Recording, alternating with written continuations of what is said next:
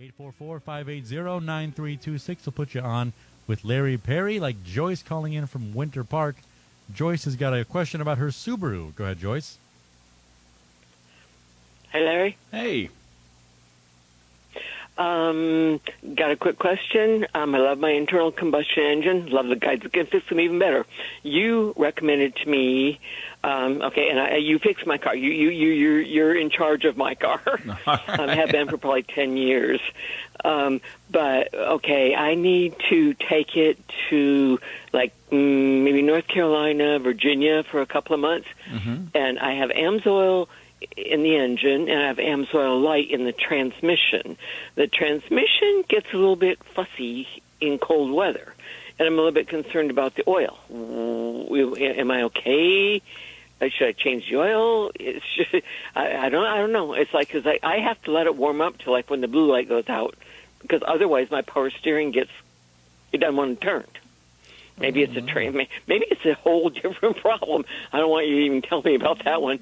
But, am I overamping about it? Or will it be okay? Or okay, it's Joyce. Listen, if we're servicing the vehicle, that engine is getting 0 W30. It's got the 0 is the lowest cold pour point you can get with any oil. That means it's very fluid when it's cold, but as it warms up, it actually increases in viscosity to a 30-weight oil at normal operating temperature. I wait till the blue light goes out every single time. It's always warmed up. Yeah. I don't stress it in that way. Okay, well that is fine. Even for up north, you're perfectly fine with the 0 W30 in the engine. There's no problem with that at all. And that vehicle requires the low viscosity transmission fluid, so that's all good too. The reason that they want that in there, they do make passages a little smaller in that transmission. They want the fluid to flow quickly, and but you're good with all that. Now I am going to tell you this: you don't need to worry about the oil or or what's in the transmission.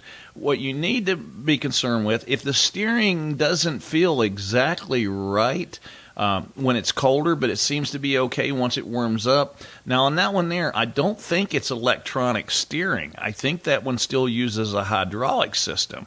And when somebody tells me something like, well, the steering is a little bit stiff when it's cold, you may need the fluid changed in the power steering system.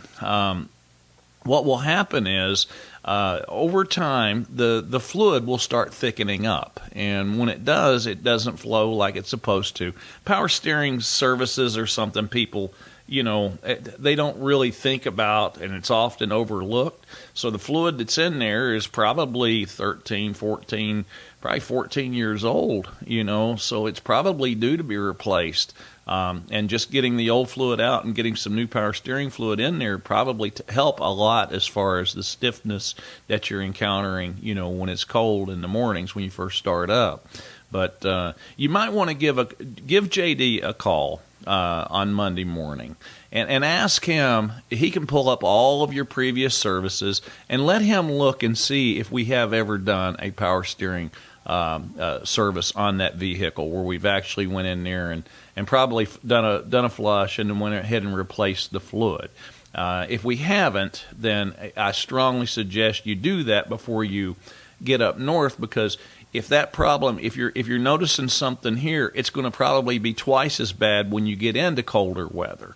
So those are types of things that needs to be looked at. And the other thing too is, if you are taking it out of Florida and you are going to be going up north, also have him check and see when the last time the cooling system was done as well.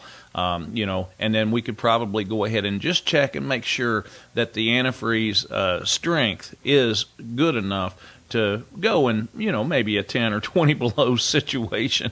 You never know, if you're up in Virginia, it can get extremely cold.